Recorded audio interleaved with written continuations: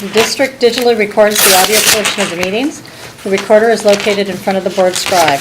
All recordings are kept in the superintendent's office for 30 days and are available during that time period for inspection by members of the public on district equipment without charge. As a community service, Pacifica Community Television records and broadcasts the meetings. The board met in closed session regarding conference of real property negotiators. Negotiators Wendy Teckhoff and Josie Peterson. Property, the former Fairmont School site. Our public employee appointment, title principal. Public employee performance evaluation. By vote of 5-0, the board voted to appoint Patrick Jackson as principal of Ortega. Okay, approval of the minutes for May 16th. Do we have a motion to approve the meeting minutes for? I'll move to approve. Okay, do we have a second? I'll second. All in favor? Board passes 5-0, thank you. And we have approval of the minutes of June 6th. Do we have a motion to approve the meeting minutes for June 6th? I move to approve the meetings of June 6th. And I will second. Okay, all in favor? Board passes 5-0, thank you. Okay, approval of the agenda and consent agenda. All items on the consent agenda will be approved with one motion, which is not debatable and which requires a unanimous vote for passage.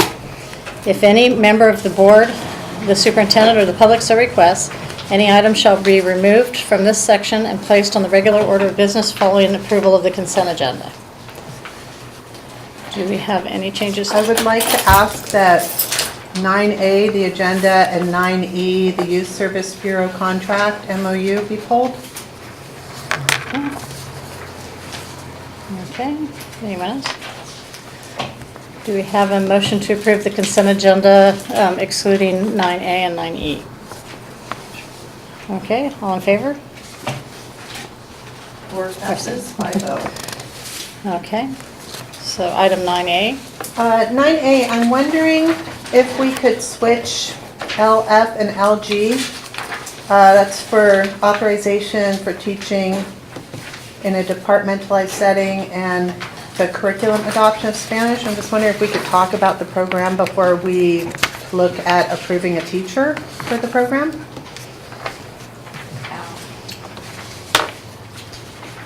Okay. Thank you. And then 9E, the Youth Service Bureau contract. I just wanted to have a little bit of a conversation on this.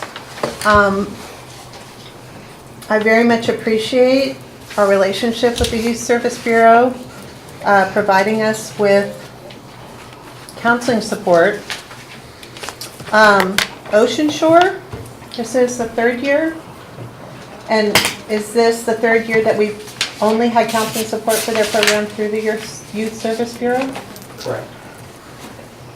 So each year it's a different person from Youth Service Bureau providing counseling, or has it been the same? We've been fortunate to keep the same person. I just think that we should be very clear, because we often talk about which schools get supports, full-time VP, part-time VP, full-time counselor, part-time counselor. And often we talk about the K-8s getting, counseling support, and I think we just need to be very clear of what we're talking about. I'm wondering, is the problem that this position is such a small position it's hard to find a person to fulfill it? Correct. Is it possible going forward that we could look at sort of bundling it like we have with the part-time VPs being bundled with a specialist position? Is there any? Because in the past we did have a counselor, an independent counselor there, so I'm just. So what we have done in the past, is my understanding, is a psychologist and a counselor have similar kind of background. So we have looked for Yeah, you could look for a counselor who has a psych background or a psych that has counseling background, and that way we could keep it one person. We did that for 1 year? 2 years. 2 years. Mhm. And it did work well, but I think what has happened now is that they really like the YSB person who was able to remain consistent. And so that's why they, we really sort of left it up to the school to make the decision about which direction would you like to take. But we're constantly looking for people who could fill two roles. It's just difficult to find. Right. But, if we do, of course, we would want to go in that direction with an employee. No, and again, I do very much appreciate the collaboration we have with YSB. I Yes. just think we just really need to be clear about what supports are happening, and making sure that It's a our strong- middle schoolers across the district are receiving similar supports. Yes. So thank you. That answered my question. Okay, so we need to go ahead and approve 9A and 9E from the consent agenda. A motion to approve? As amended. I'll motion. Oh, as amended? Yes. As amended, I motion to approve 9A and 9G? E. As Okay. amended. Do we have a second? Second. All in favor? Board passes 5-0. Thank you. Okay, communications. This portion of the agenda is available to the public to address the board on any issue that is not on the agenda. The maximum time allowed for any speaker is 3 minutes. LSEA? Hello. I just wanted to say thank you for another good year. We are very excited that there are only 2 more days left. And we're looking forward to another good year next year. Thank you. And goodbye to our people who are leaving, and welcome to our new people. And that's exciting to hear about Patrick. Yeah, Ortega. Oh, yeah. That's library approval? Okay. CSEA? Hello. A couple of items in light of recent events and hoped for events that are on the agenda. I just want to remind us all that CSEA has been very helpful in holding some positions open that have needed to be held open because of our deficit. And I'm hoping that those are still near the top of the list of things to look at again as soon as we know where we stand with the budget from Sacramento, et cetera. And I'm specifically speaking about technology and technology support. That is a huge one. But we also, and I realize it's caseload based, but we also had some cutback in behaviorist. And I'm not sure what's going to happen with HR as we move forward. Except for today, I called Susie at 2:00 and got her message that she's done at 1:30. And I went, oh yeah, her position's shorter now. So who knows what's going to happen. But just to remind everyone that those are important things to CSEA. And also to echo Gina's comments, thank you for a good year. We're looking forward to next year. And looking forward to hopefully putting something on the agenda that is not on the agenda tonight, and there's nothing behind that other than planning, because we're going into our successor negotiations. We have a bigger negotiating year opening up for ourselves and wanted to have more time to work with our members on our TA.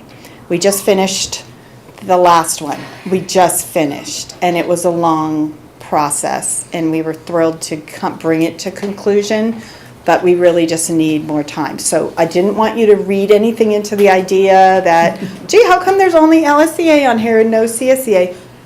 See you in September. Thank you. Okay, no people to address the board. Okay, correspondent?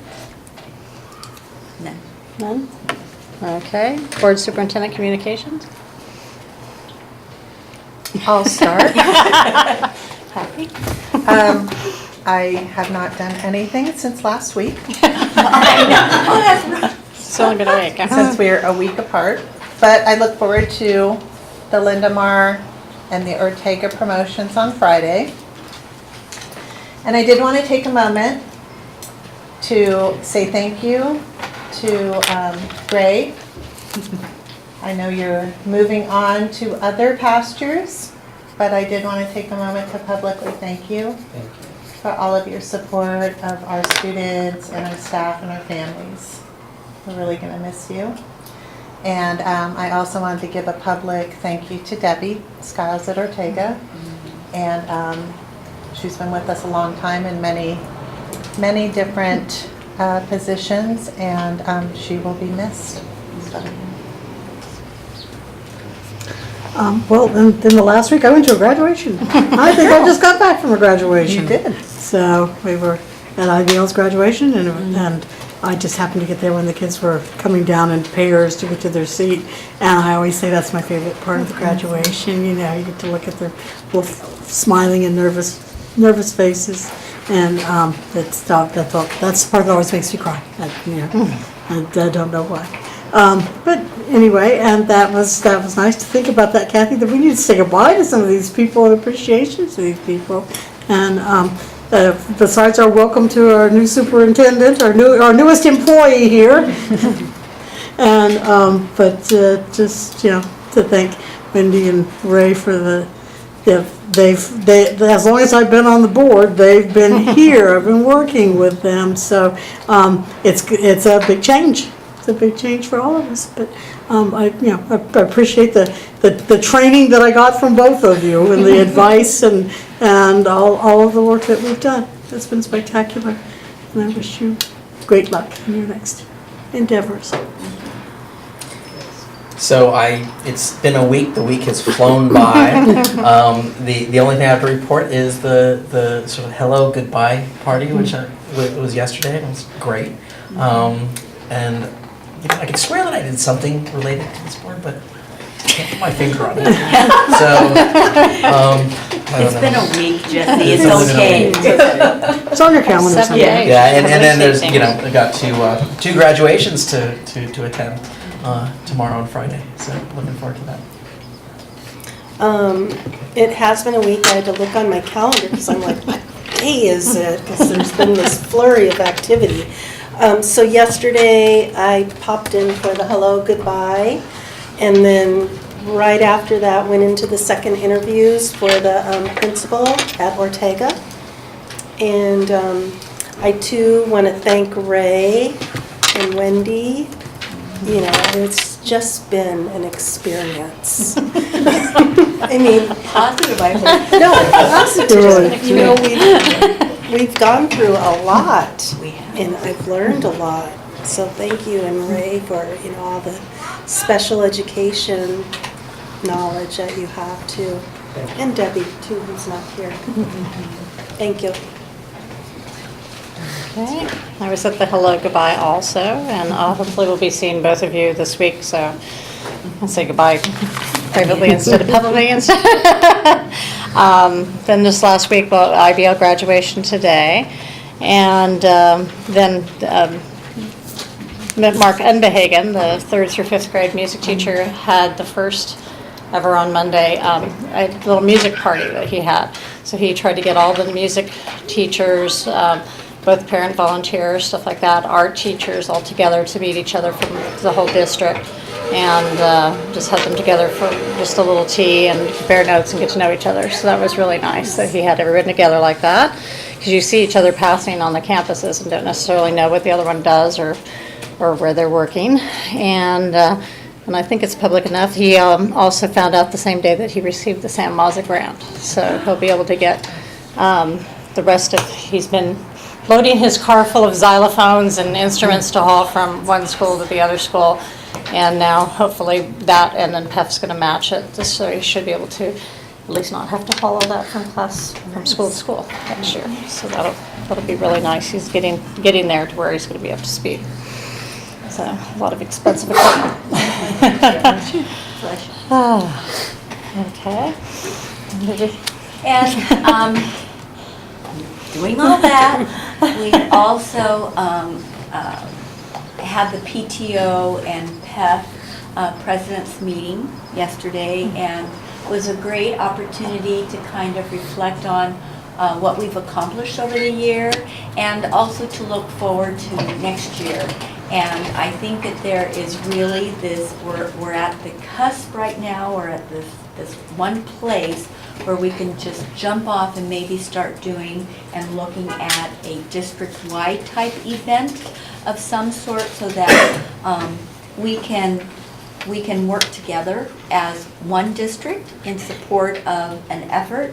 And one of the things that we're looking at potentially for next year is to keep that concept of STEAM moving forward, of integrated learning. And Christy is helping us, the foundation is helping us to kind of get different people to come to the event, et cetera, for hands-on. So I think it could be a great next step in our work together. So I think along with all of that, that's kind of where we've been. We will be going to the Boys and Girls Club luncheon tomorrow. Boys and Girls Club is a wonderful organization that supports our after-school programs, and so we're looking forward to supporting them. And again, yeah, this is it. This is my last board meeting.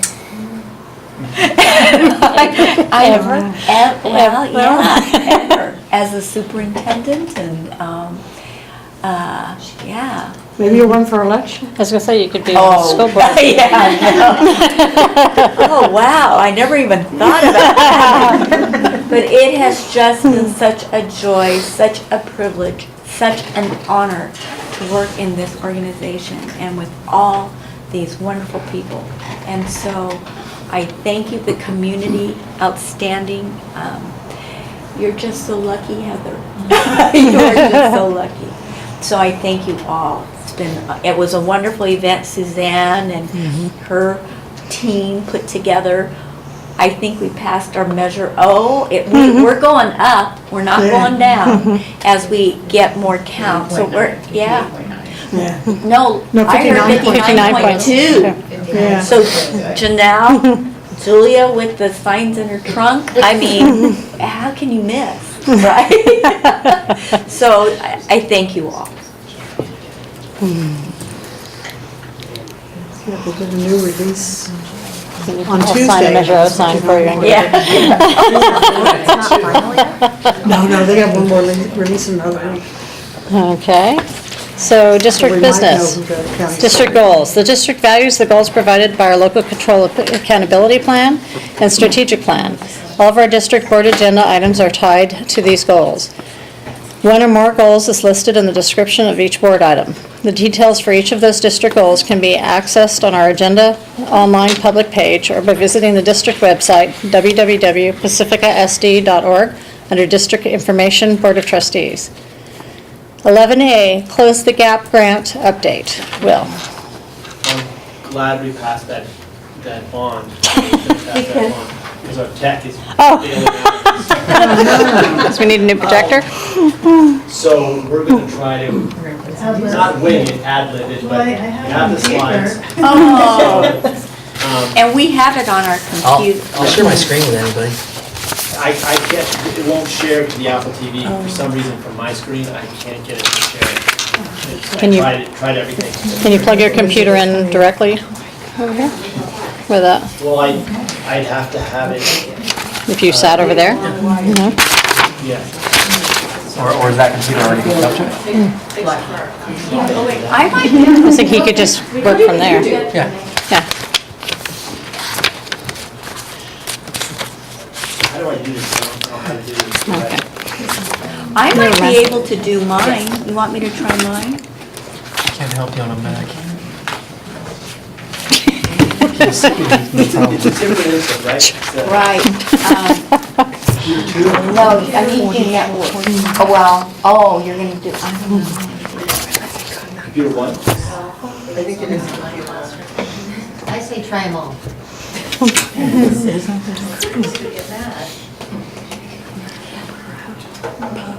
Signal. No, Network. You were mirroring, Was there one? mirror. You changed your last meeting. We have to go home early. Network? No. Can we adjourn and go home? No. Straight to Valamore Station. Yes. Get ready.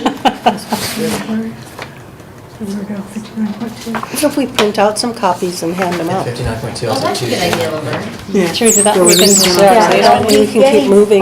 Getting closer? Yeah, there's Login no codes, how do we? And there's no way Jefferson Short recess. Do, do, do. Can we Xerox these for everybody? I think that's a good idea. So You want me to put on mine? Yeah, maybe put the. For the audience too, I guess? Agenda online on yours too? Yeah. She's Xeroxing my copy. Let me try. Last week, I 8906. had, 8906. pull any of the documents. Slides to this week. Not even going open with PDF or open with Acrobat? Because a lot of times that's, it doesn't So realize. maybe I'll have saving them as not a PDF. I But have, some of them are fine. I have They're- some saved as like I was on recent the version of line. Acrobat, others, older version of Acrobat, others just doesn't recognize it all. It's really strange. Yeah. I have a feeling it's Is it the the agenda person- online that's screwed. Okay. To tell you the truth, that's my guess. I'm Is as on. they're getting uploaded. There you go. I don't know what you guys are gonna do without me. We're gonna have to hire another tech person. We should stop Suzanne from making copies. The attachments? Yes, dear. Okay. Well, look at you with a smart board and everything. You can do this. We need to stop Suzanne from making very many copies. Suzanne? Before you do that. Now this make is, sure I it open opens it with, first. as Oh, a PDF. true. Yeah. You got it. You want to come back with 40 copies? Thank you. Oh, yeah. I'll send her a text. Okay. Did you find her? Okay. All right, well, Do I click it or? Oh. no, you'll have to signal to. Okay. Thank you, before you kill the So, if you don't, this is Hilda Carlin, she's our early learning program coordinator, and she's going to be presenting on the Close the Gap grant update. Okay. Okay, so I was here a year ago when we had just gotten the grant. So we're just closing out on it this month. Next slide. If you've read through, this is what we did accomplish this year. We formed an early learning leadership team that met bi-monthly and had representatives. We had administrators, Debbie Skiles, the principal, Laura and me, and teachers and preschool teachers. And what we really did together was we looked at some K-readiness data that we had on the kids, and we also brainstormed together to really drive some PD decisions, which is what the grant mainly funded. And the PD happened a few different ways. We continued the Early Learning Partner Network, which is kind of a long-standing tradition, is my understanding, in the district, and it's an evening event that happens twice a year. It includes dinner, so it's social and fun, and then it also always has a professional development piece. So our first one, we had a restorative justice practices, Bettina Graff, which was great because she has also been in some of the schools. So it was a good tie-in for the preschool community to see some of what's happening in our schools. The second one, we had our innovation specialist, Christy Novak, headed that up, which was also a great piece. People really seemed to enjoy it because, again, it tied into things that are happening in the district. Because I feel like a goal I've been trying to have is to have the preschools really understand what's happening in the district so that the kids are more ready for kindergarten. Then the really exciting thing that we got to do this year, which was brand new, was partner with the Brisbane and Bayshore school districts.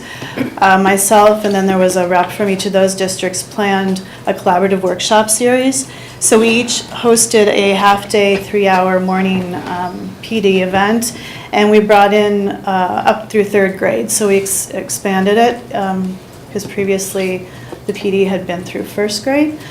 And it was really great. We had professors from UCSF heading them up with breakout groups, with people that were working, the second one, they were working on their masters. and shared, it was really great. Great feedback, it was really a great opportunity, and attendance increased each one. So I think the word was spreading, that it was really a fun, great, exciting, inspiring, I was told, day.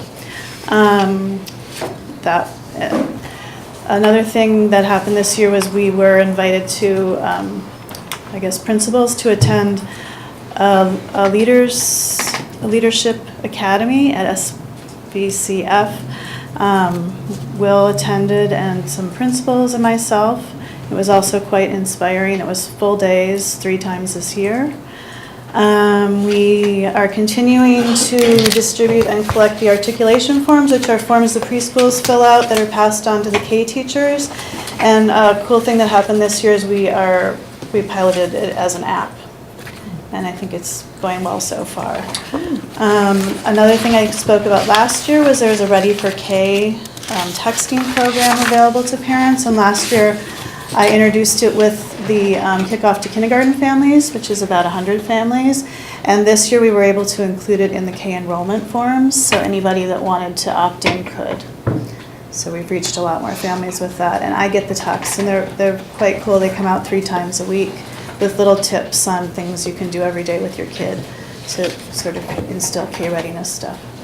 And more exciting, I have applied for another grant. This time it would run for 2 years. It's a little less money, but it's awesome that it's 2 years, and we do have it. We're still sort of negotiating some of the terms, but I think so we can continue this work going forward. And then I also, another part of what I do is Kickoff to Kindergarten, which is set to start Tuesday. We are fully enrolled in all but one school site, which is great. And I think everyone that's been in the district for a while knows about Kickoff to Kindergarten. So that's it for me. If you have any questions, I'm happy to answer.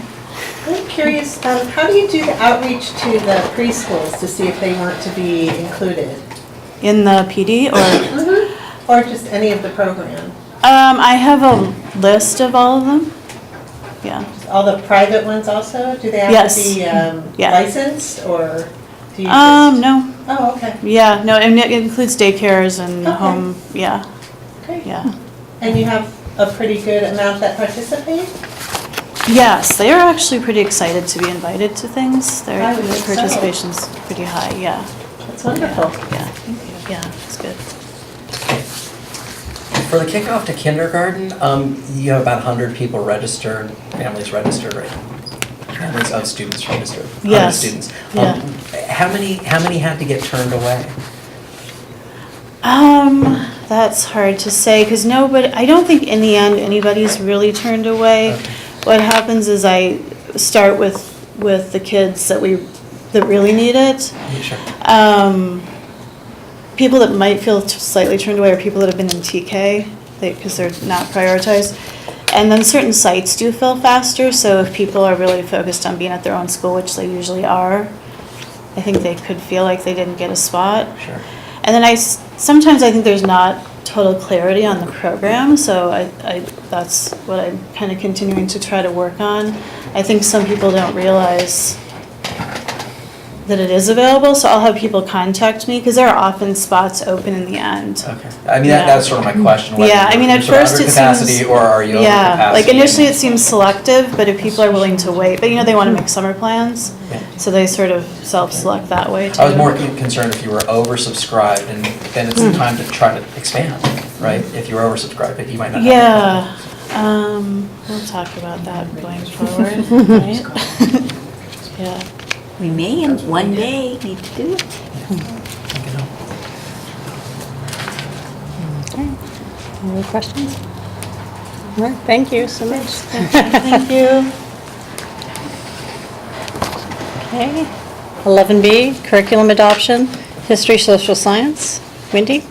Okay, so I have the pleasure to introduce Catherine Mulholland, who will be sharing with you the process that we went through this year in relationship to our history, social science adoption.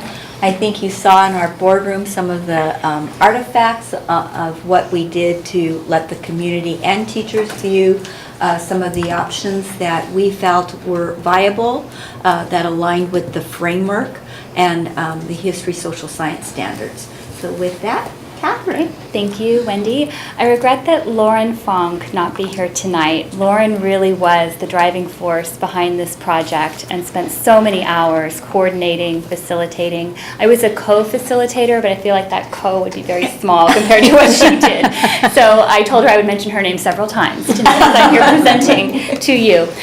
Yes, so our goal is to share about the process we went through and the plan to support this implementation of our California state standards as well as the new framework. This was very similar to the adoption process we went through with ELA about a year ago. However, it was shorter. ELA, it took us about a year and a half, and with this process, gosh, I want to say 3-4 months. We really just went right through. The 3 bullets that you see here are all things that happened. They're not exactly in chronological order, so I will say that first we had to build our knowledge around what was on the adoption list. It took a while actually to get that sorted out. There were some big shifts in the framework that caused some publishers to not be on the list that we expected to be on the list. We also had some training as specialists and as teachers in the district to look at what those shifts were to educate ourselves. Let's see. So up to the top, then we started in with some district committee meetings, again guided by the process that was very clearly laid out by the state, and again with Lauren leading the charge. After we came to some recommendations from the committee, we sent out, I say we, Lauren again, sent out a survey to the teachers, specifically the 6th through 8th grade teachers, because that's the section that I'll be talking about tonight, to get some feedback from them on the proposal from the committee. So the committee, we put that together. Do I go next? Thank you, yes. Was very well balanced. It started out with an application process, but of course we wanted to ensure balanced representation across the district and also ensure that those on the committee were knowledgeable of the 4 main shifts of our new framework, specifically inquiry, content, literacy, and citizenship. So I thank all of those who participated. They all got along really well too, so that was another thing that helped our process move through smoothly. Okay.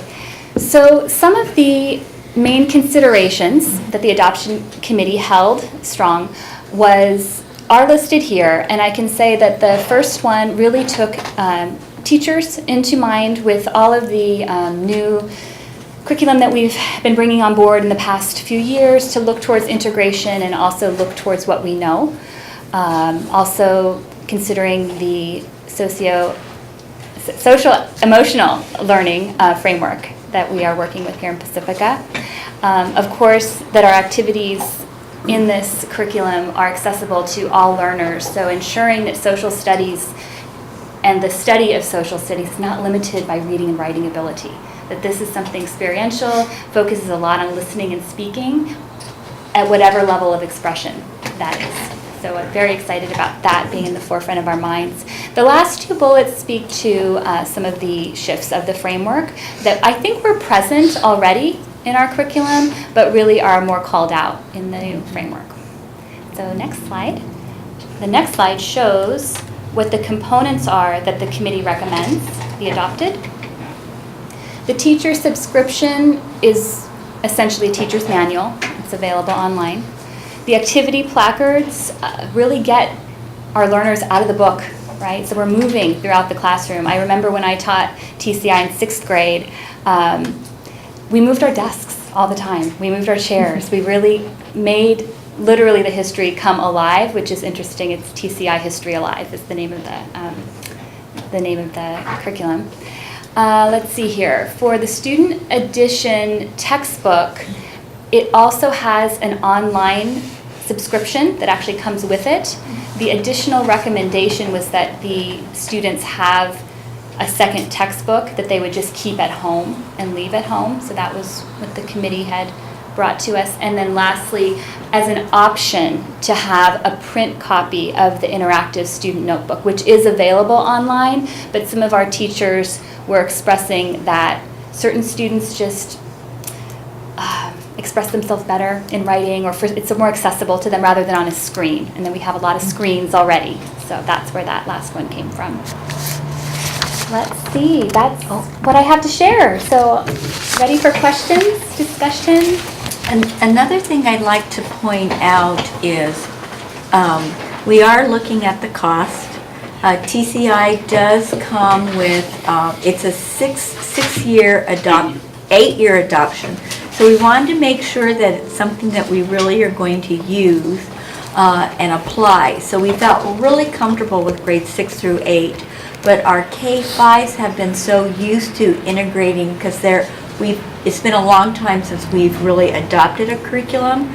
K2 is looking at an integrated model where they use the classroom library, but wanted a little more understanding about what integrated curriculum means.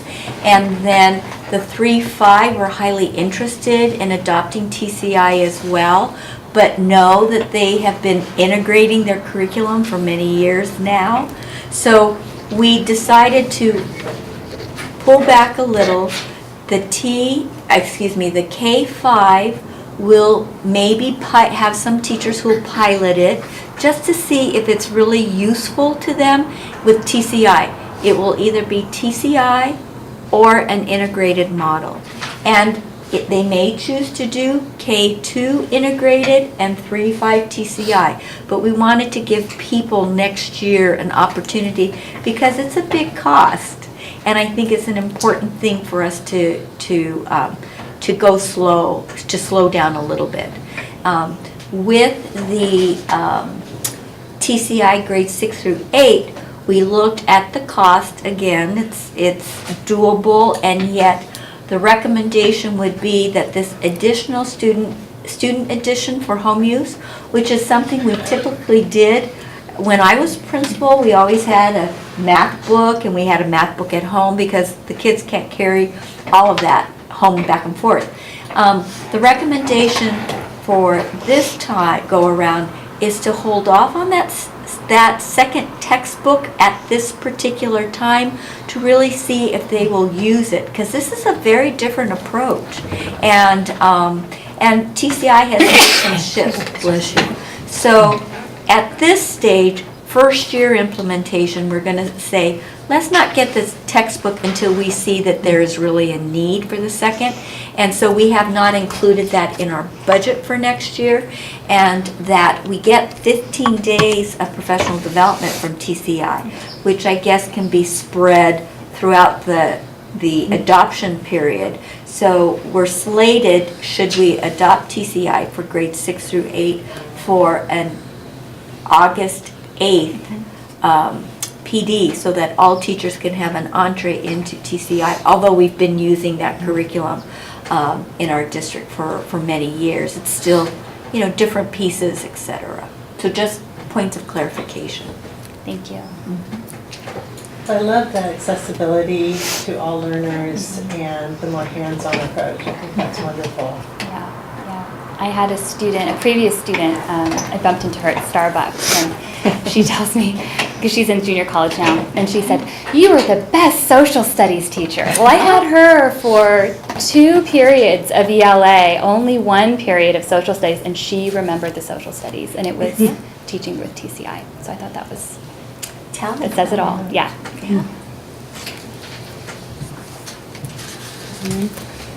Well, I just wanted to say that Roberta and I came in, Yes, you guys were showing all of this, and I'm a social scientist, and TCI was really exciting. It literally sucked me in relative to all of the other ones there. So while National Geographic was very glossy, and, It was pretty. but yeah, it was pretty, but TCI really, I flipped through every single one of the books that you had out here, so. I'm glad I'm glad we made a choice. If you can stop by on August 8th in the morning when we do that PD, the trainer assured us she would put teachers in the seats of students and really get to experience the curriculum as a student. So that'll be in the morning on August 8th. Here in the book. Thank you. Okay, thank you. All right, should we have a Motion to approve the curriculum adoption for history, social science. Okay, do we have a second? Okay, all in favor? I have a clarification. Give it to Laverne. She had her hand up first. You should have the copies. It's hard to see it in She'd your just blind like spot. keep moving down the road. Okay, 11C, 2017 to 2020 LCAP and LCFF approval. Will? Yes, so we've had a lot of talk about this lately, and we had a public hearing at our last board meeting on the 6th, and there was no additional comments or recommendations that were brought forth from that. There were adjustments made from the work study to the public hearing, but there weren't any changes to that from that public hearing. So what I recommend is the adoption of our local control accountability plan.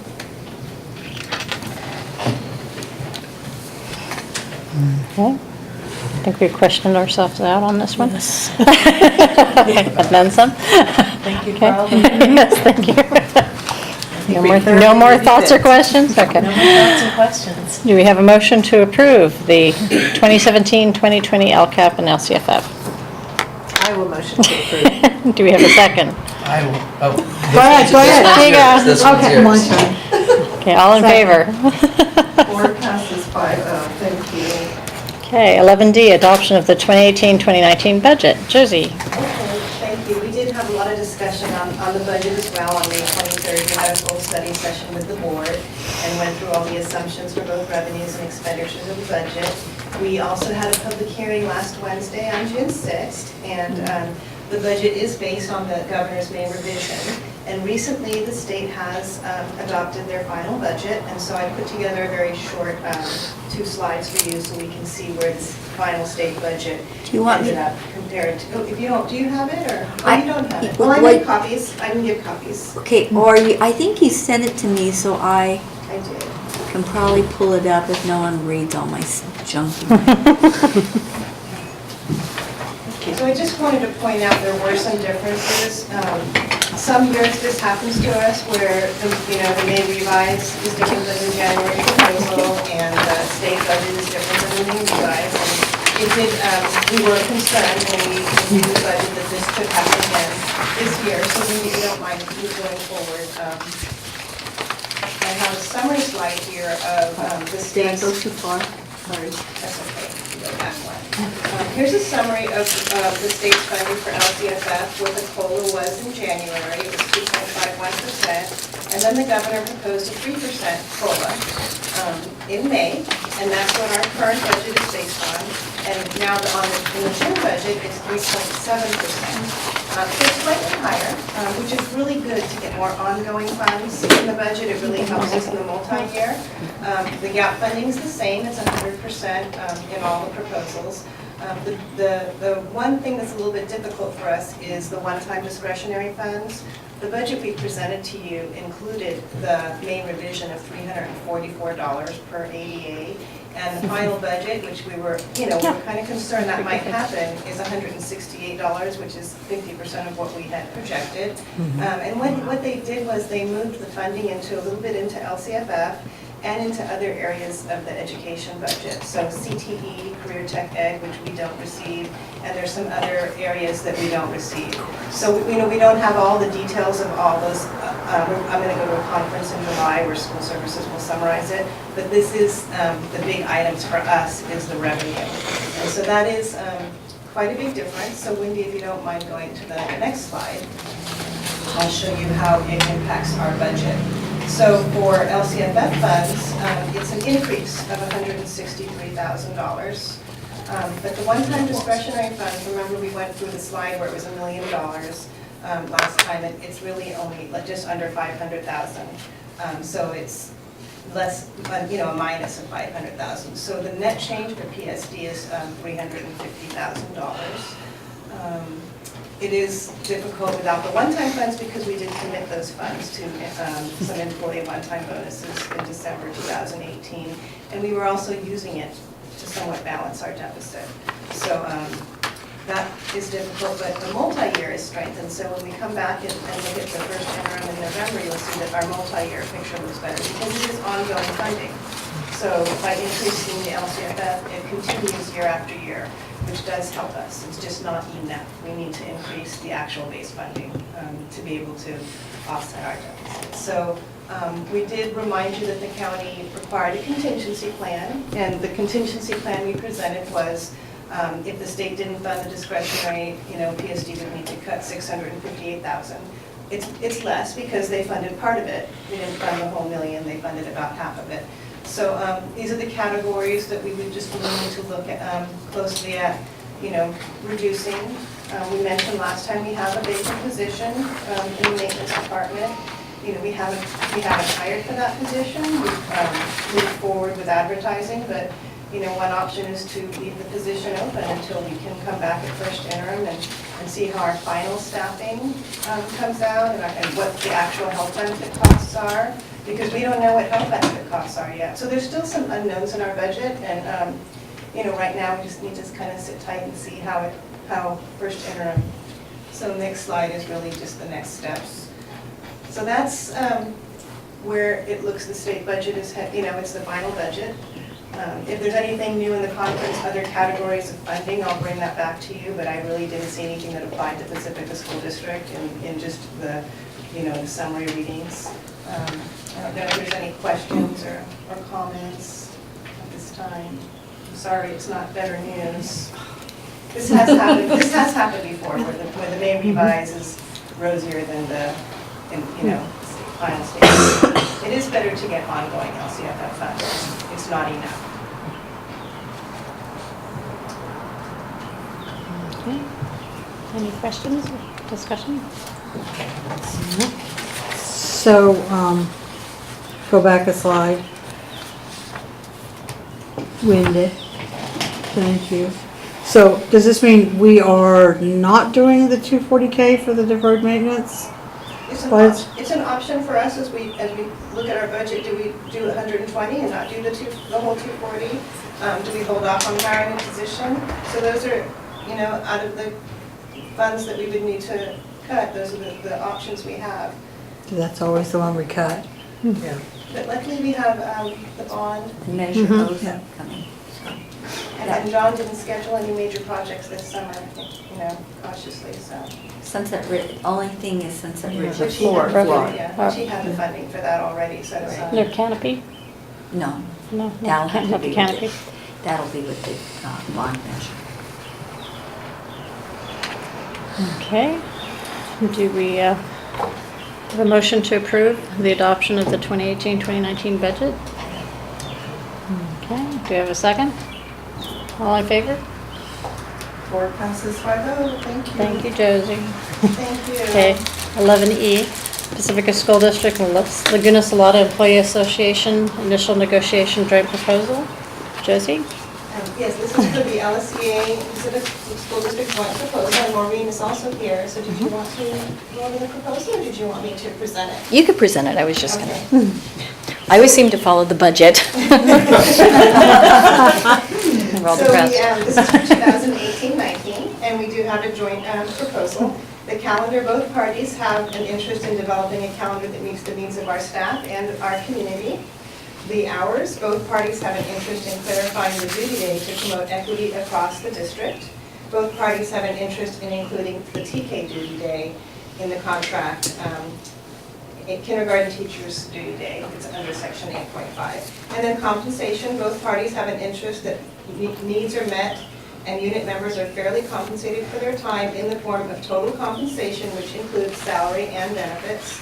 And then class size, both parties have an interest in including homeschooling and the TK programs in the contract because we don't have any current language for those programs. I don't know if you have anything to add. No, just that in agreement with you, we've mutually agreed upon these articles, and we did quite a bit of work, and a lot of these articles are agreed upon by both parties, and we look forward to continuing with negotiations in August. Yes, we do. So we start. Thank you. We did get a lot done last year, these things that we just didn't finish up, so. Right. Thank you for coming. Sure, thanks. Okay. think we need a motion to approve the initial negotiation joint proposal. Motion. Okay, do we have a second? I'll second. All in favor? Board passes by vote. Thank you. Okay, 11F, authorization to teach. We're No? going to Switched do up. curriculum first. Remember, sorry. Hmm? We're going to do the curriculum adoption first on Spanish. Okay. 11, Oh, what I do? Just go back, Go back. just go back, just arrow back. You'll- 11G, curriculum adoption, Spanish. Okay. So,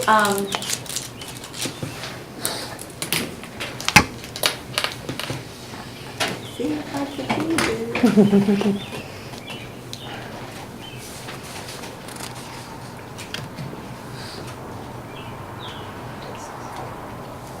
Oh, here it is.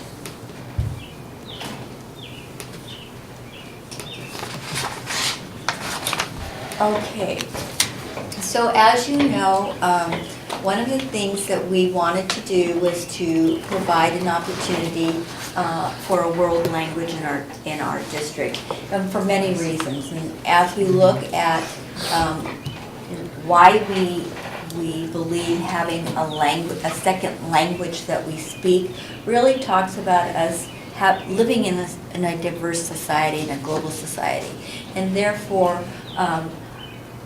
In our particular district, we didn't have a world language in which we could start springboarding from. And so we began our journey at Sunset Ridge utilizing supplemental funds because they are what we consider a Title I school in providing a FLUS program, that foreign language in the elementary school.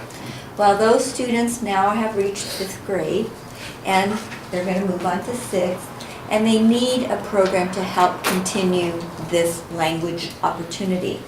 So we came into conversation with Jefferson Union High School District because the major goal for us, because we are not a unified district, is once they graduate at high school level, we would love to have them graduate, should they choose to, with the seal of biliteracy. That will make them really a strong candidate in the job market. And so, or whatever, a university that they would like to attend. Whatever it is they would like to do, it opens doors and opportunities. So in talking with Jefferson Union High School District, they were extremely excited about us wanting to do this alignment. And one of the pieces was to make sure that what we were teaching in the middle school was similar to what was happening in the high school so that we could get high school credits for the students. And so we first started talking about a course 1A and 1B, which means in 6th grade they would continue this introduction to Spanish, because many of the students who come from Ortega come from Sunset Ridge. Sunset Ridge has had this FLUS program going, but Ortega does not. And so this will give them this opportunity to kind of dabble in language. And then in 7th grade, they will take course 1A if that is an area of interest for them. They will have to take 1A and 1B to get the credits. The language course or elective is a full year course. So they really need to demonstrate a desire to do this. In speaking with them at another time, a question was, why can't an 8th grader just take course 1 and finish in 1 full year? So we're going to pilot and look at, because our 8th graders next year will not have had any language at all. So we're going to try a 8th grade to take course 1 in 1 year and see how that works with the students. And then we're going to still have a 7th grade course 1A and an 8th grade course 1B, because from the middle school perspective and listening to the middle schools who have experienced this, they feel that that is a strong model as well for our students to gain a better handle on the language. So this is our proposal, and the course that, or excuse me, the curriculum that we will be using is Realidades, which is what they use at Jefferson Union High School District.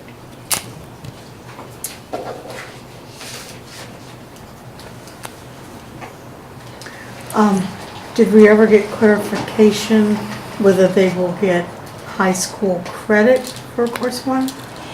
That's what my understanding is as I looked at the notes, and I think, did I?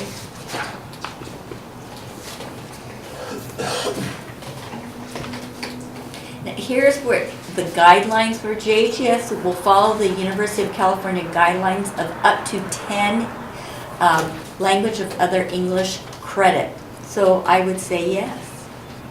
Do we have it solidly in writing from Well, Jefferson that they will take our students who completed this, and when they go to their schools, they will be in Spanish too? I have it in our notes, and I'm going to leave it up to our new superintendent to get it in writing with signatures. I just, you know, by the time we started all this conversation and having a second conversation, I still can't pull that team back together, and we may not all know, but Keith Irish, who is the Associate Superintendent of Instruction, he will be leaving Jefferson Union High School District and going over to South San Francisco Unified School District. And that's my concern. So I do have, though, Terry Deloria's support, who is the superintendent. And so I think that would be that next level of making sure that as we move forward, and quite frankly, I don't think it would hurt them either. If they don't get credit, they could still take course 2 and continue their path in language. Right, but my concern is telling our parents, your children completing these courses And- can now go to high school, and then they get to high school and are told, no, I'm sorry, you need to go back to Spanish 1. And I think you're correct, and until we have it in writing, I think that it is a desire, it is a hope. So we're not communicating this to our parents that this is what's going to happen. Now, I don't. We're just presenting it as a Spanish program, not that they would But- necessarily get high school credit. But we did have a parent who came to us in open communication hearing that. So Right. I will have to clarify that with the principals, because that is our desire and our goal. Do we have it in writing? No. I do have it in notes, but So the other concern I have gets back to what I was referencing with our MOU with the YSB counselor. And my concern is that to me, there is a discrepancy in what we offer our middle schoolers across the district. And I understand that you choose a K-8 model, you choose the K-5, the 6-8 model, you're getting some of a different flavor. But especially if we're looking at offering high school credit to a certain group, the same group that has the full-time counselor, the full-time VP, it just seems to me that we are setting up some real, I don't want to say deficiencies, No, yeah, but equity differences. And the other problem I have with that is we're talking about Ortega and Sunset Ridge, but we also know that the K-8s also have children that are filtering into IBL, leaving in our 6-8 positions, the openings now are in the K-8s. So I'm just a little concerned about all of this happening, and I would be just as concerned if all of that was happening at one of the K-8s. I just... So again, I think that we've never had world language, or since the 8 years I've been, we didn't have world language. We hadn't even started talking about it. So I think that where we are right now is in a good place. But again, there are a couple of models that we're going to look at and work on at IBL. The one thing about IBL is it's a lot easier to move programs like this in a traditional comprehensive middle school because you can use the staffing. This is going to be without cost except for the instructional materials because we hopefully will have a credentialed teacher who will be teaching the Spanish electives through their own staffing. So what happens with K-8s because we do want to be equitable, for example, music. We have music at all the K-8s in 6-8 as well as at IBL Middle School. But IBL Middle School uses their staffing in order to fund those music programs. So it's within their staffing formula. At the K-8s, we need to add staffing because of the type of model it is. So it costs the district an additional amount for the music programs at the 6-8s, but we want to be equitable. So that's why we have one music teacher going between two schools, Valamar and Cabrillo, and we have Ben who teaches at IBL through IBL staffing, and then at Ocean Shore we pay an additional 0.4 for him to teach above and beyond the K-8 staffing formula so that they have this elective, which is important to have because we want it to be equitable. The one thing that I think will work, but again, that's why I think it's important that we take a look at how we teach it, and then of course to find the right teacher, is for the K-8s, I would think, but we need to see how it works, that the grade 8 one-year course would be the best option for a K-8 school.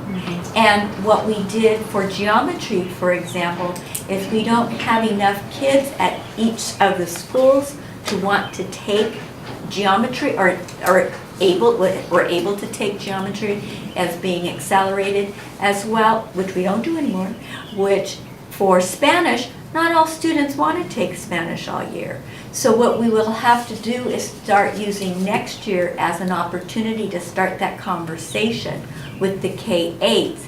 And then we will have to set aside funding in order to staff at least a .2 grade 8, I would suggest, one-year course. That's kind of how I'm seeing it right now, but At each school. no, what we would do. If you wanted to expand it. What we could do, which we did for geometry, is we had a 0 period at IBL, or you could put it at the end of the day, and we had transportation. Either the parents dropped the students off at IBL to take their first period there, and they were transported back, or we'd have it at the end of the day, so we had a bus pick up the kids who wanted to go to IBL, and then they got home. The parents either picked them up or they took the bus home. So there are ways that you can work it. But we still have to, I mean, that's making the assumption that the demand for Spanish is as low as geometry. Right? You're right, your example. So there might be actually a lot more demand for Right, for but you're working with, I think about 60 kids at each of the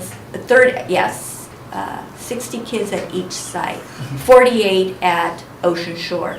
So, and the interesting thing for me, and I think this is why it would be workable, and it'll be interesting to see what the interest is. Yeah. I think you need to survey them.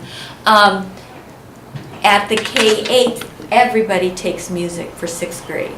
And so that was the concern of the K-8 principals, if we wanted to try to bring Spanish into, because we were looking at, okay, how are we going to do this equitably? And they said, well, 6th grade, they all take band, and of course, the music program was concerned. So, because we want them to all experience music, because not everybody gets to play an instrument.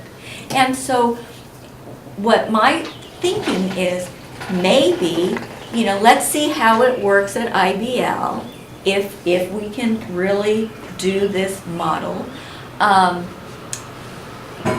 Use next year to kind of watch it and start talking to the K-8s, and we already have. let them have 6th grade as music. Everybody takes music. Then in 7th grade, you can start an elective wheel type thing, where what some of the school districts are using is Rosetta Stone, and we've used Rosetta Stone. We might even use it at IBL to see if that works, just to get their, to see if there's interest, and then hopefully, maybe we'll have to have 2 classes. I don't think you will have a class at every school, each school. You just, I guess what I would say is every family has a choice for their. yes. That's the idea. Yes, And yes. however much demand there is, we'll try to. We'll try to make it work, exactly. But, it takes time to build a program. It just does. And, quite frankly, I just feel like we're in a really good place. I think we went slow to go fast, and I think it's going to be an amazing program. Andrea, did you have a question? So I wanted to come back to an idea when we first started talking about doing the program at Sunset Ridge, and that's about equity versus equality. So do we need equal programs at every school, equal Spanish programs at every school? We have a Title I elementary, and we brought the FLES to Sunset Ridge because those Title I students, deserve a lift up. And so, to give those kids a lift up, in their academics, we started offering them a second language course, a world language course. And when you look at our schools, we have schools of different, socioeconomic, and I feel like since Sunset Ridge feeds to IBL, it's not enough low socioeconomic for a Title I. Right. But it is, it's on the same range. So that's the school where they need the academic lift, and whereas the K-8s, don't really need that lift. So to do Sunset Ridge and IBL first and develop the model there, it's not equal across the district, but it feels equitable to be doing it there. And then, that we're able to do it there and not, especially at IBL, and not spend extra money as we would have to do extra everywhere else, is, kind of fitting our very, very tight budget. But, when I think of lifting up our low socioeconomic kids, I think that's where we make a difference in our kids here in Pacifica, is we take the ones with the least resources and we give them more. And I've always thought, if we're gonna start any programs that are gonna be great for our kids, we start them at Sunset Ridge, because those are the kids that need them. But that's just a different philosophy. I agree with you to a point. That the issue that I've seen happening with some of this with the K-8s is, when IBL started, it was filled. As the K-8 middle school, upper level parents started seeing, oh, you can have PE, you can have these, they started going more into IBL. So the K-8 programs, which used to be K through 8, that's not as solid in the middle school anymore, because a lot of the 6th graders from all the schools, which in a way it's great. It's great that you have an opportunity to choose what's going to fit your family and your child the best. But as I was saying also with the counseling, so they go in there, so the openings now are at the K-8s, and so another student comes in, maybe they're low economic, maybe they need more supports. But the position that's open for them in our district now is now in a K-8 where there isn't full-time support. So I do agree with what you're saying, and probably my biggest concern with this is the high school credit. Because not all those children are low economic, socioeconomic position. So it's just more, again, of course we're not going to have equal programs. They're too diverse, and I get that. But it's just that concern of having that opportunity. I think we've come a long way for the K-8s, because I I remember having these conversations before, and that's when we started taking a look at it, and there are counselors now for the 6-8s at the K-8s. There are PE teachers now at the K-8s for the 6-8s. Because yes, we did see that need to be equitable. And yet, I think it's clearly, when you're at a K-8, it's a different model, it has a different emphasis. And so I think that we were able to kind of make it that right flavor. We do have counselors, did I say that? Counselors. So when we started doing a geometry at IBL, we had children in the K-8s that were capable of doing that. So we thought of a way in which we could provide that opportunity for those students as well. So I think that I think if we keep our eye on the prize, then everything will fall into place as we move forward.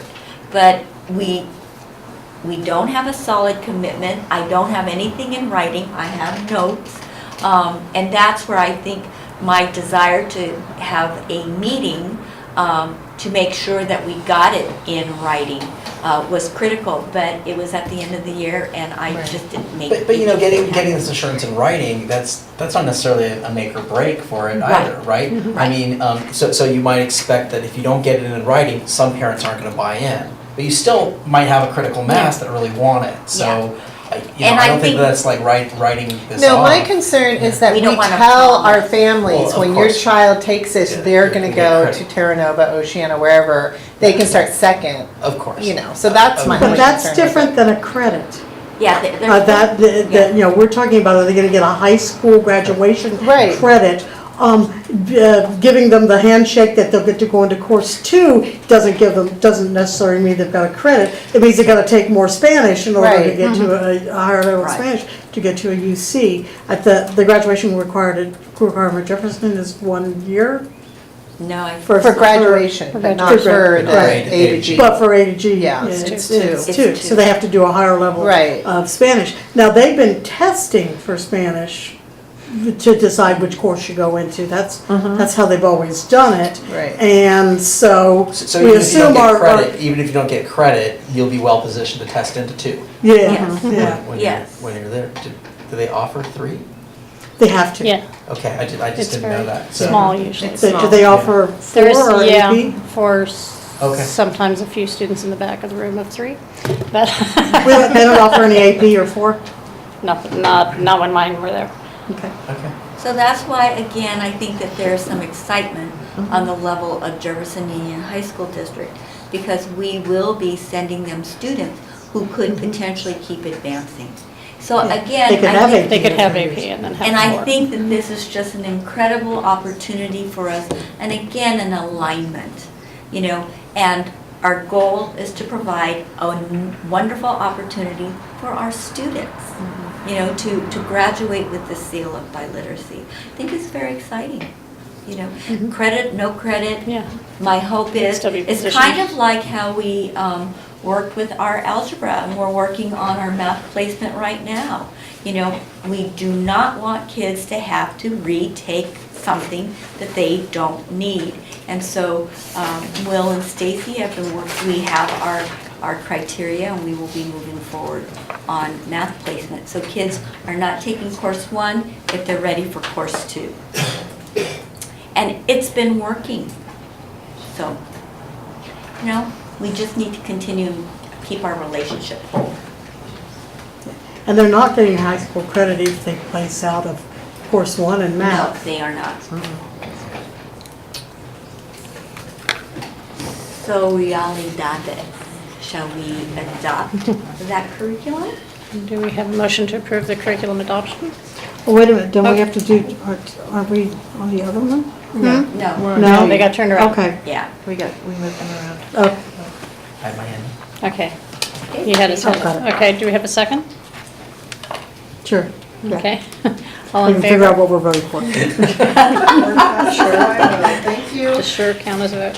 Thank Okay. you.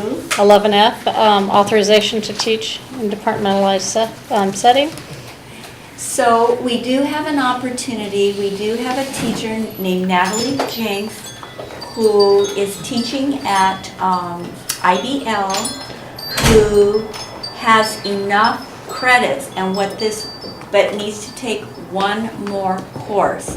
And the authorization to teach in a departmentalized setting means that if approved within Pacifica School District, she will be able to teach the Spanish elective as a single subject. So in looking at her units and credits of the university, etc. And what's interesting, she needs to take course 1 at City College. I don't know, I guess in all of her courses, she has to go backwards. But that's what the curriculum map shows and demonstrates. So she is taking that, and so if we pass this authorization, then we can offer her a contract pending her completion of her coursework.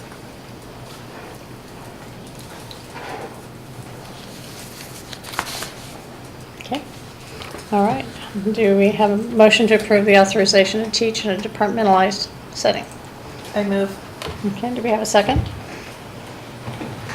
All in favor? Board passes 5-0, thank you. 11H, California Scale-Up Multi-Tiered System of Support, SUMS. Ray? Okay. So this is a large grant that's distributed from California Department of Education and funneled through Orange County Department of Ed. We applied for it, and it funds multi-tiered systems of support. And I'm very happy to say, as of May, we were awarded the grant.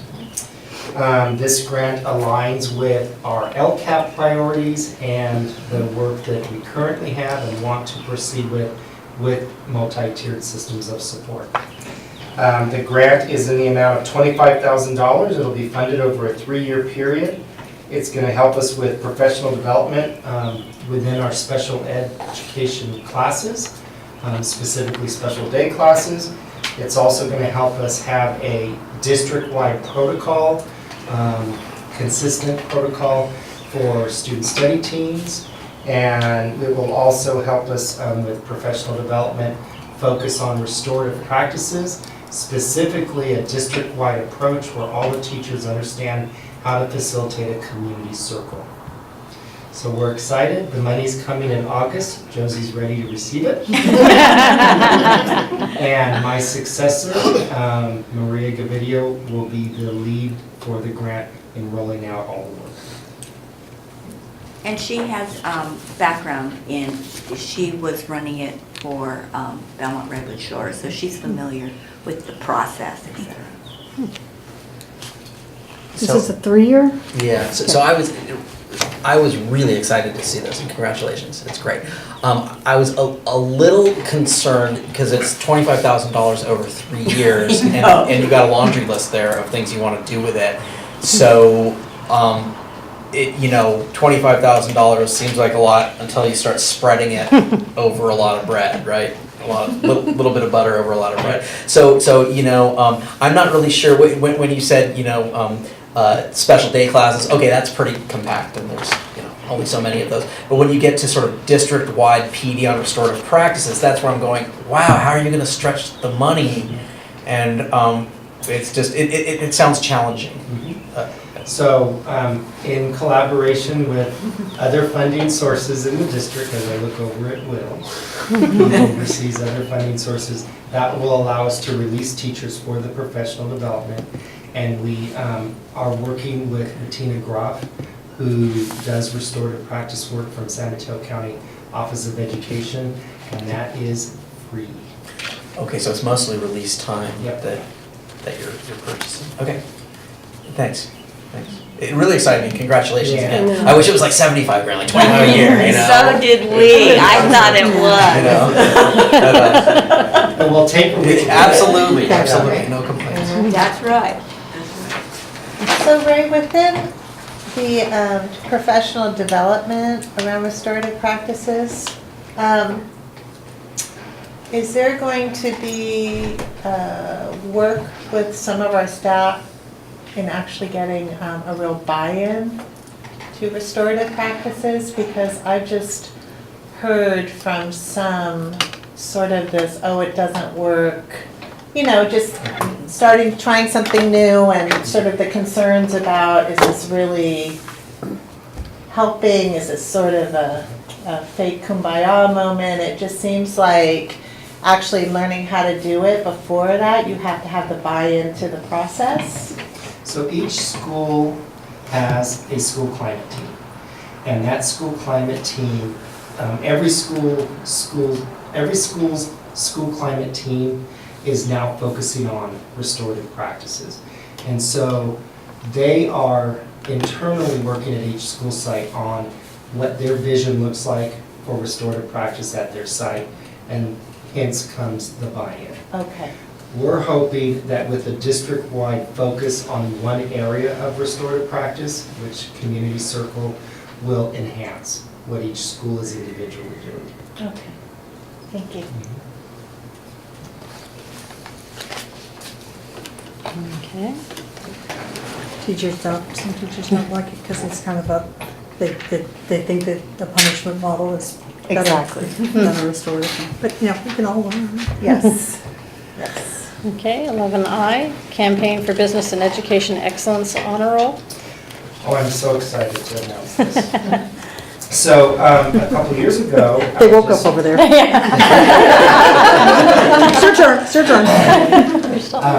A couple of years ago, our district discussed this when Sunset Ridge received this honor.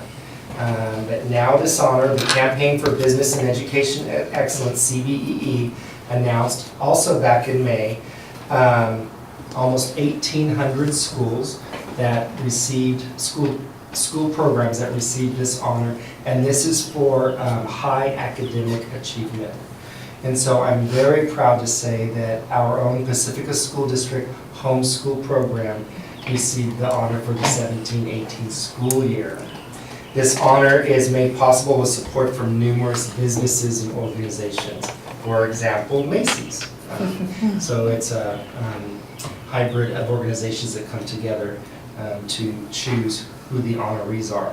And tonight in our audience are two wonderful ladies, Kathy Green, full-time teacher in the homeschool program, and Sandra White Sanders, part-time teacher, who retired again this year, and their work is amazing. I personally observed it, the connections that they make with the children and the families in the program. So I'm not surprised that this program has a result of high academic achievement. So I attribute all of this to these great ladies, and I thank you very much.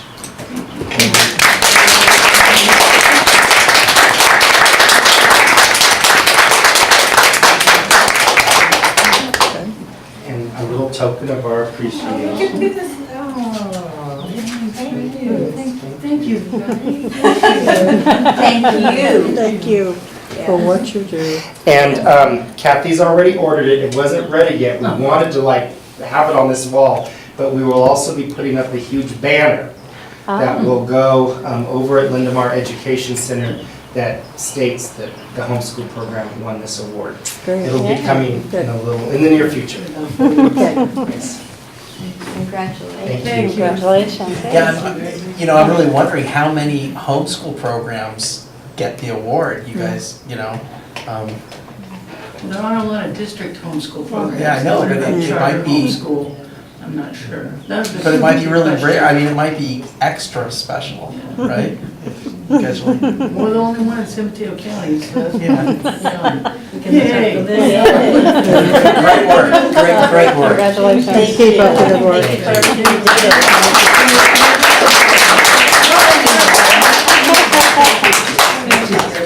Now they're leaving.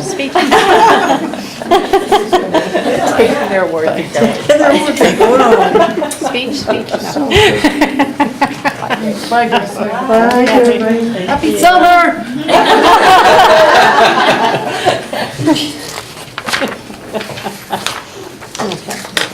11J, approval of resolution number 2018-06-13-A, education protection account. Okay, Josie. with passage of Prop 30, the state created this education protection account, which they call EPA, and it really was to prevent state deferrals. If you remember years ago, the state wasn't paying us timely, and there were many state deferrals. So with Prop 30, the state does pay us on time, and we receive these funds quarterly.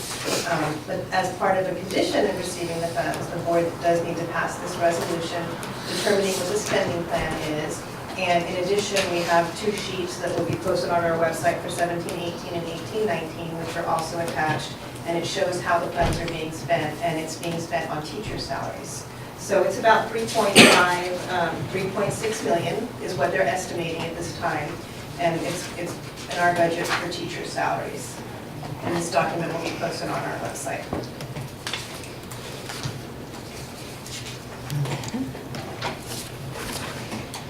Are there any questions or discussion? Okay. Extremely straightforward. Okay. As long as Do we you have, know it's on the table. do we have a motion to approve resolution number 2018-06-13-A? I will approve resolution number 2018-06-13- is it A. A, thank you. There's a B there too. Do we have a Glad second? it is. I'll second. Okay, all in favor? Board passes 5-0. Thank you.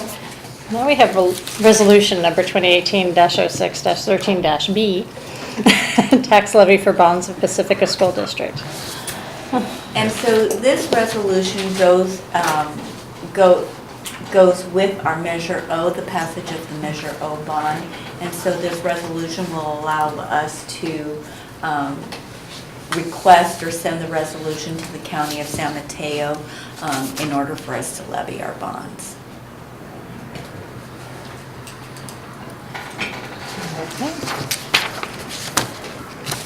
Okay, do we have a motion to approve? Good, okay. Do we have a second? All in favor? Board passes 5-0. Thank you. Okay, approval of resolution number 2018-06-13-C, resolution sale of real property located on Edgewood Drive, Fairmont School. Okay, Fairmont School has been closed since 1999, and I put a little synopsis for the board who haven't been here all those years, but it was deemed unsafe because it's located on the San Andreas Fault Zone. So the board at that time went through the process of declaring it surplus property, and that was at the time when they were doing their full modernization plan and looking at what sites to sell. And so they did try to sell Fairmont property along with Westview property. And through, over the years, they had some buyers' interest, but then the deals always never, came through. So the site's been sitting idle. We've used it for district storage. It's become a little bit dilapidated. We haven't been able to upkeep it. So it's basically closed off because people can't access it or use it for anything other than dead storage space.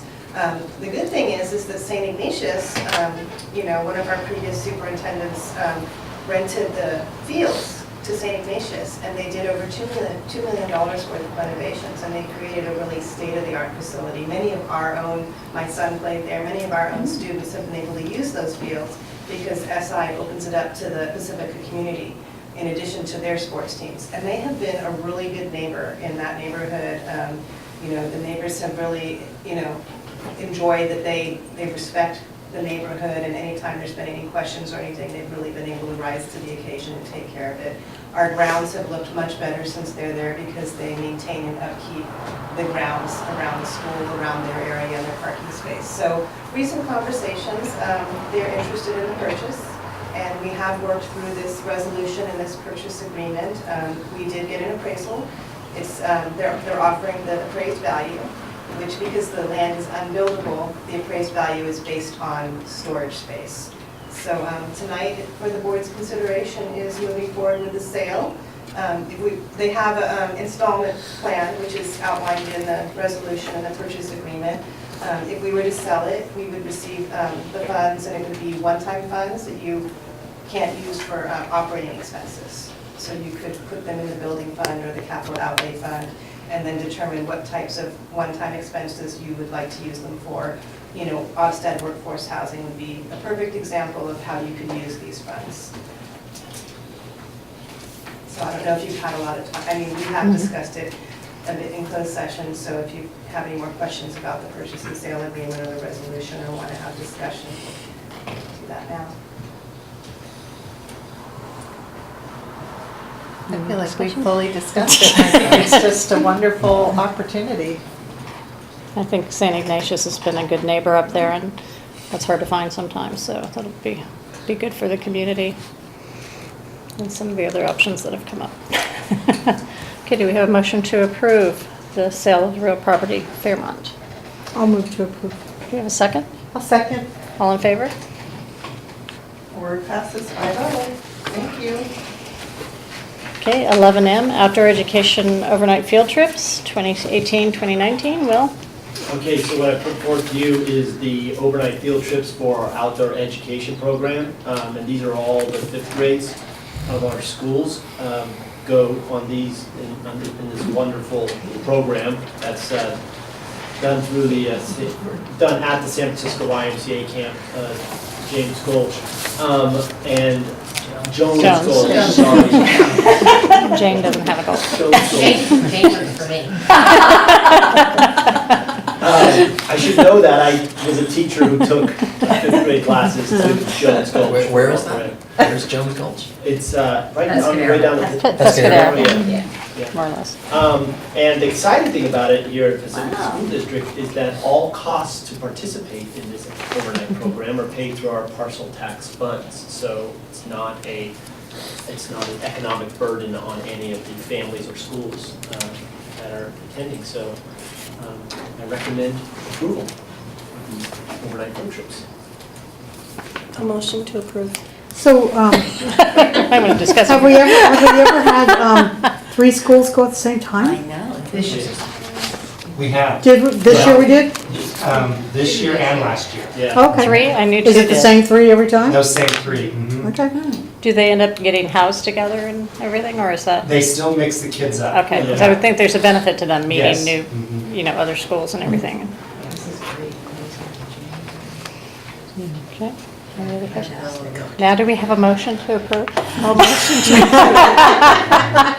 You want to get out of here. Do we have a I'll second? second. All in favor?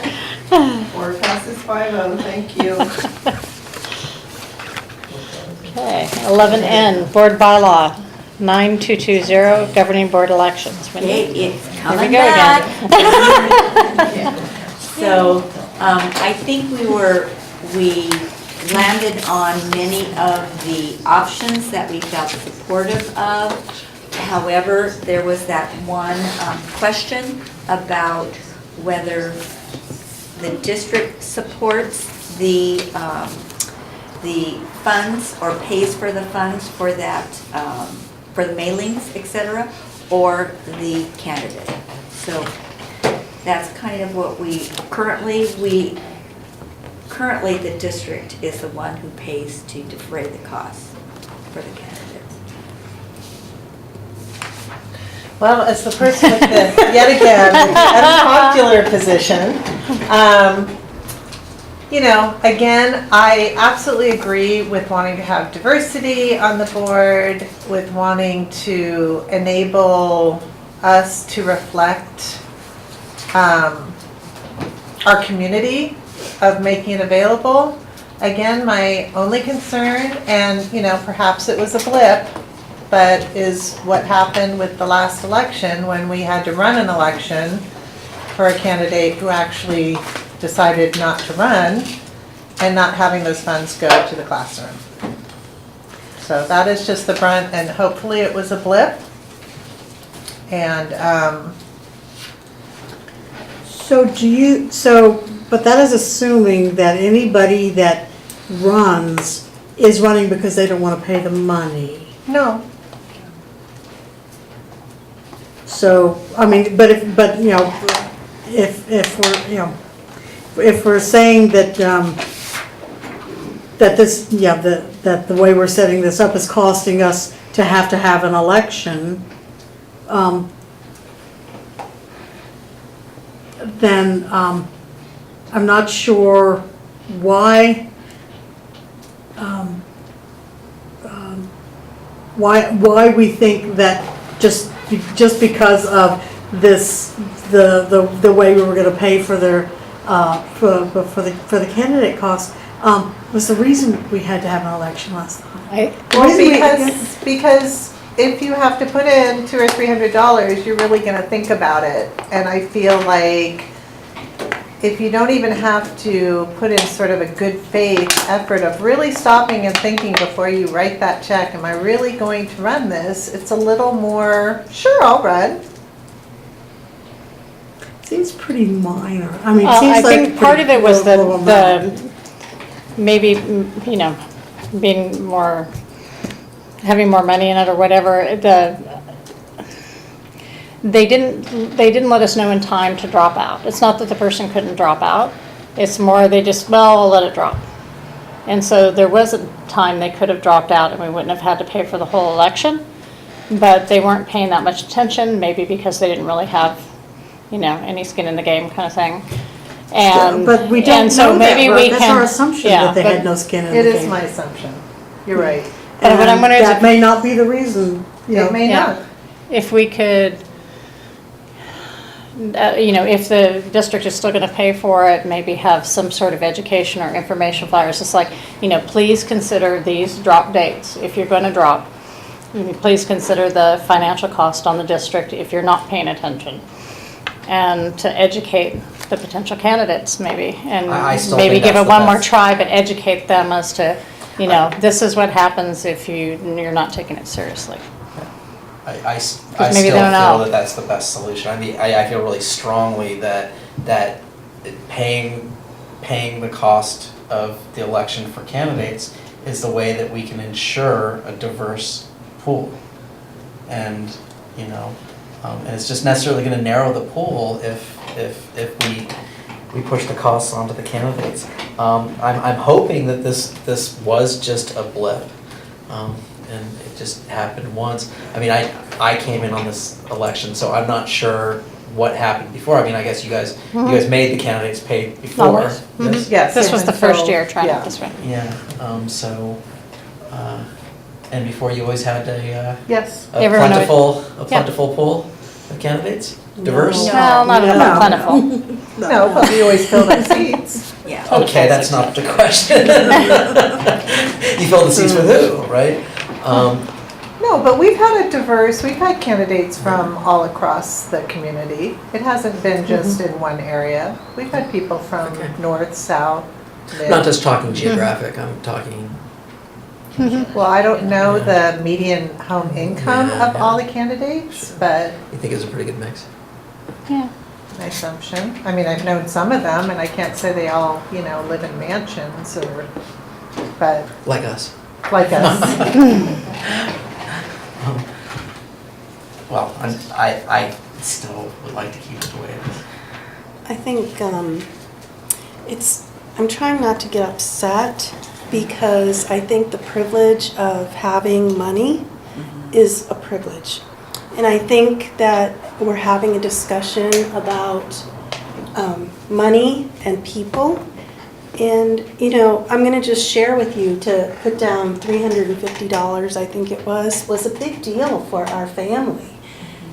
And, you know, having somebody come on who's diverse, you know, so my family had to sacrifice that. I think if we weigh like what happened last year versus like what might happen in the coming years to have people who, you know, are of different color, different economic backgrounds, I think it opens it up without the thought of any money getting in their way of thinking, well, if I do this, then, you know, I can't do this for my kids. And so, you know, I just feel like it's a privilege, you know, and if somebody doesn't want to have the district pay for their portion, maybe there can be a waiver where they can sign and Or say. they could donate to the district, you know, Exactly, the you know. cost or whatever. But we're talking about diversity and our community and opportunity. And this board has not been diverse. I mean, Kalima ran and she lost. But she's not the only person of color who's tried for the board. We have had people of color serve on the board before. Well, I'm It's trying been a to long think time. because It in was my when I first time, came in the district, it so it has has been a not. long time. Yeah, And even when I first came on, most of the board members were from Ocean Shore. And, I have no idea why that is, but, at that time, being from Ortega, I kind of felt like, well, why aren't there any others? And it kind of felt like there was an inequity there. And so, I agree with Jessie. I think it's really important, and I hope it was a blip, with that person. So the big cost last time was because we actually did not have to Right. put it on the ballot. So the once cost you- really is not the $350, that's nominal. It's the It's the fact cost of that running the if you're election. running an election because you have too many candidates, or, enough candidates, however you look at it, that's about $30,000. If it was $350, but $30,000 to have it go through the whole system of an election, where if you have the same amount of people running that there are spots, you don't have to put it on the ballot. And so you're saving that $30,000. and it's great to run an election if we have people who are really Willing wanting to do it, run, yeah. so. Maybe we could try it one more cycle and see if it is a blip, and maybe educate the people running, Well, I think of what the situation Yeah, is. and we already have a lot of text that's in the regulation there that basically says that we're supposed to provide information to any candidates about what they can expect, so they take the position seriously. It'd be very easy to add to whatever. Add that position. information in there Right. and make sure they get it, yeah. I think And it's- then they have to meet with you, because even if you reach out, We'll make an appointment time sometimes for they you, don't. yeah, sometimes Sure. they don't respond. Sure. That was the But- case last time. Yeah, okay, so keep your Maria. thoughts, because what we'd like, we also have the option, and we need to decide tonight. We are under option 3 for if you have tie votes, and what we need to do is to establish whether we want to vote, if there is a tie vote, if we resolve it by lot, or if we resolve it through a special election. So we chose option 3, and that's our current bylaw. And so tonight, you can choose to change it to say by lot. You could choose to change it to option 2 to say by runoff election, which is costly. I just thrown that in there. And option 3 gives you a choice to decide at the time of the election whether you do by lot or by runoff. And so tonight would be the time to, if you want to change the options, we can change it. If you want to decide by lot or by, because that's our current board bylaw, we need to decide by lot or by runoff election. So you have a couple of things there that need to kind of be decided. So if we so option 3 says we make that decision right after the election, is that, After am I reading that before? right? No, you have to, Yes. before each election, you need to decide which one you're going to do. Are you going to do it by lot or by runoff election? Well, what do we mean by before each election? So we it'd need be to- an October You're board talking meeting? about deciding which option tonight. Yes, So tonight, we have to decide if we want to stick with option 3 because I or need go to to, option 1 or 2. But option 3 requires us to make a decision about, how Yeah, to deal which with a way. tie.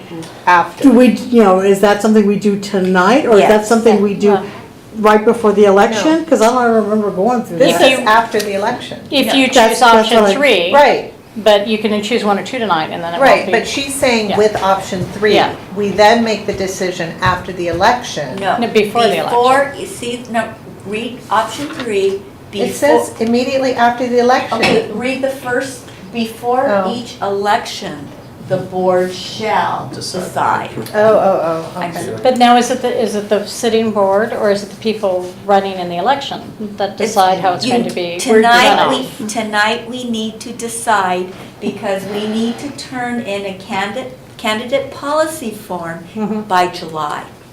So tonight is the night, this is our current board bylaw. So we need to decide whether we do it by lot or by a runoff. I think in Got the it. past, we've done the top, we've done the lot Yes. in the And past. how mu- That's been our past what is practice. the cost usually for a special election? Another $30,000? I don't know. I would think it'd be more Yeah, okay. because Because you're running on it's your not own. shared. Yeah, So that's not good, in yeah. the past, we've done the lots. That's what we have chosen in the past. And if it's a tie, then it's not like one person was so far ahead anyway, so. Right. Okay.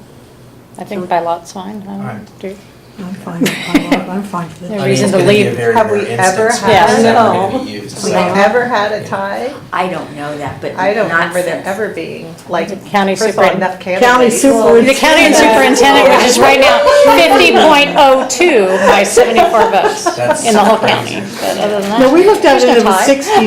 60-something votes. Huh? Didn't we look at it at the beginning of the meeting, it was 60-something It's votes? about 74 now, today. As of yesterday, no, Decided after on- So yesterday. do we have to before. vote on that? Yes. So, Well, is so that the only thing on that?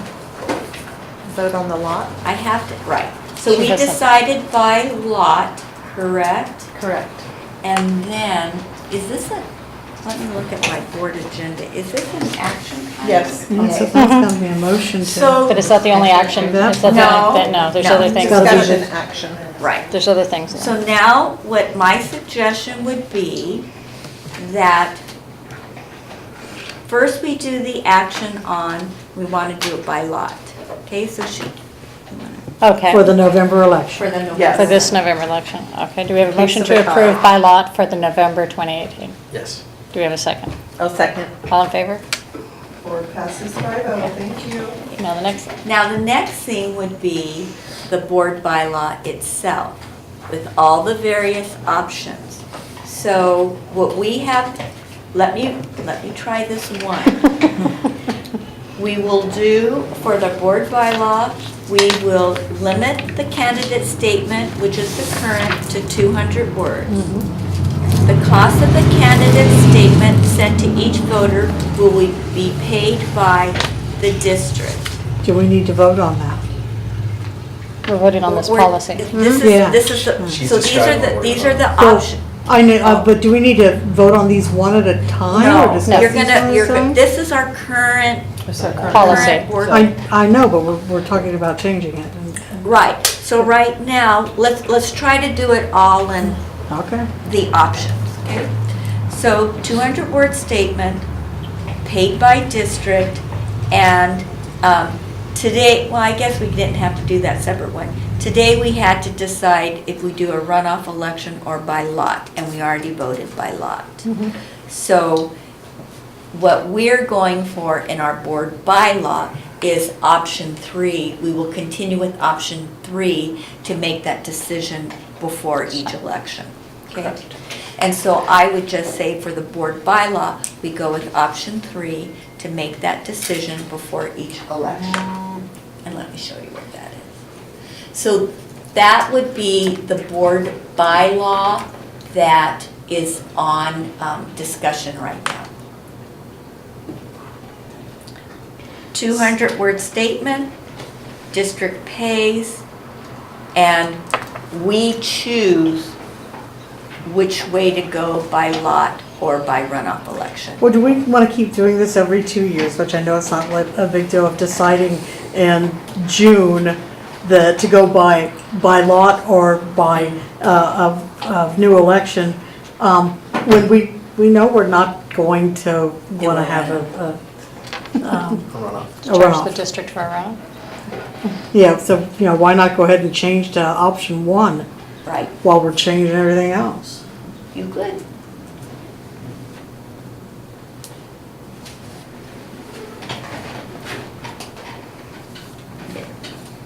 So it'd be option 1 instead of option 3, that you would go by lot, should there be a tie.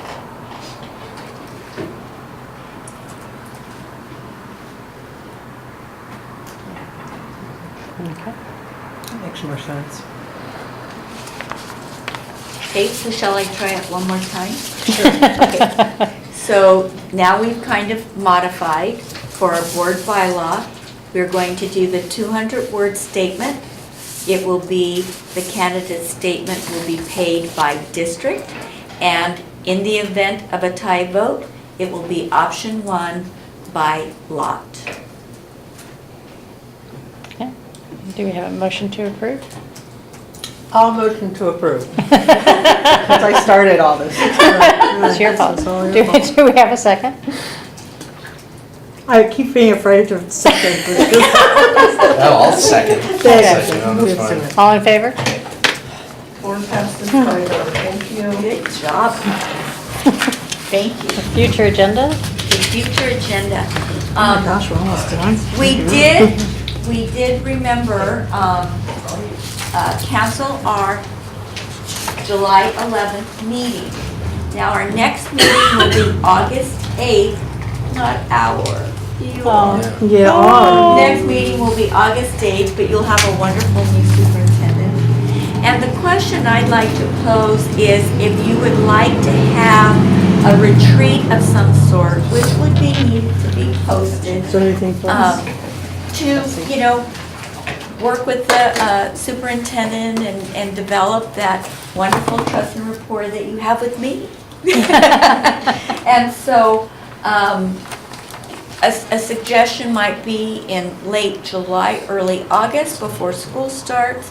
August 8th, again, is your first board meeting. I don't know if you want it before or after, so it could be on a Saturday where you kind of spend the morning and the afternoon, so it's not so rushed in that, 2 hours kind of time, 2-3 hour time frame in the afternoon, late at night. So it's up for discussion of what you would like. I won't be here the last weekend in July. Wow, you are. I know. I think I'm going trouble. I think I'm actually gone that week too. Okay. Oh, hi. Oh, boy. Yeah. So the board meeting you will have, so one board meeting we have is August 8th, the first one when we return. And then the second one is August 29th. So you do have some time in between. And if you want to do it on a Saturday, it doesn't have to be a Wednesday.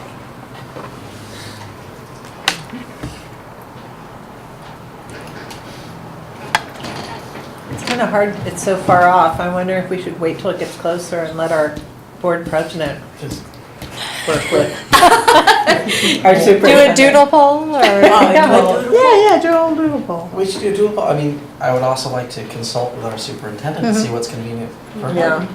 Right? So do you have a preference for a Saturday or a Wednesday? I like a Saturday. More time, yeah. Let's kumbaya a little bit, you No. know? I mean, it's Yeah, a little I more won't be relaxed that way. Mhm. Okay.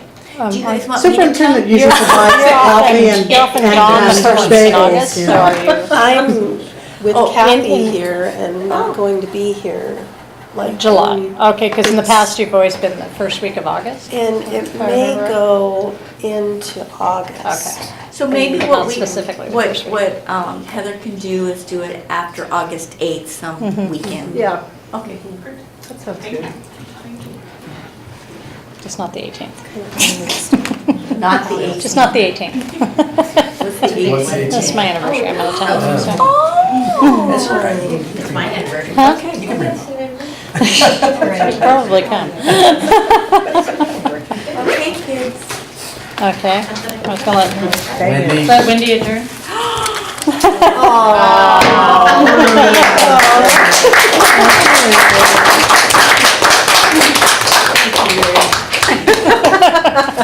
Wow, the power. That felt good. You know what, that soda can just doesn't do it in Yeah. the ears to do that.